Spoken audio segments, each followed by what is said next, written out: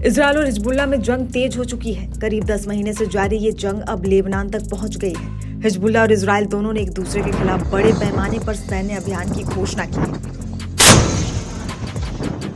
एक तरफ जहां इजरायल ने लेबनान में हिजबुल्लाह के ठिकानों को निशाना बनाया, तो वहीं हिजबुल्लाह ने भी इजरायल पर 300 से ज्यादा रॉकेट दागे हैं। इजरायल पर हमला करने के बाद हिजबुल्लाह सरगना सैयद हसन नसरल्लाह का एक बयान भी सामने आ रहा है। नसरल्लाह ने कहा कि उसने हिजबुल्लाह कमांडर फौद शुक्र की मौत का बदला ले लिया है। ये बदला लेने में कई वजहों से देरी हुई। एक कारण इजरायल और अमेरिका की युद्ध के लिए सेना की तैयारी थी, लेकिन इसका फायदा ये हुआ कि हमें अपने सहयोगियों से बात करने का मौका मिला कि हम एक साथ हमला करें या अलग अलग। नसरल्लाह ने आगे ये भी चेतावनी दी कि हिजबुल्लाह के हमले के बाद ईरान के और यमन के हूती विद्रोही भी इजरायल पर हमला करने वाले हैं।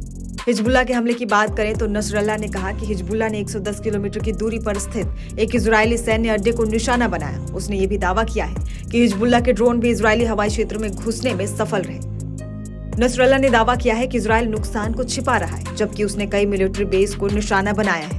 उसने इजरायल को धमकाते हुए कहा कि हिजबुल्लाह ने अभी तक सटीक मार्क करने वाले मिसाइलों का इस्तेमाल नहीं किया है। जरूरत पड़ी तो उनको भी तैनात किया जाएगा। नसरल्लाह ने हिजबुल्लाह की तरफ से रविवार को इजरायल पर किए गए हमले को ऑपरेशन अरबईन का दिन नाम दिया है।